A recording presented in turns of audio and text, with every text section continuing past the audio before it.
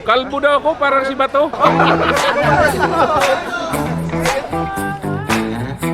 Bato tayo, Bato! Matatak ka talaga! Itaga mo sa Bato! Taga mo sa Bato!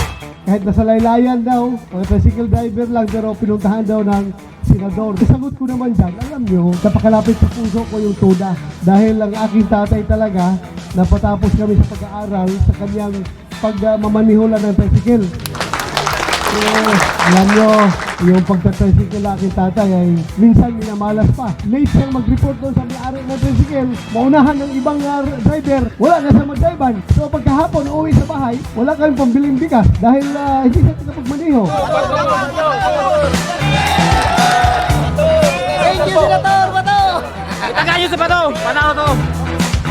Pag-aaral kami na walang baon, lalakad kami sa papunta eskwelahan kasi wala pamasahe. Wala kang pambiling bigas, pamasahe pa. Kaya, ito pa masaklap.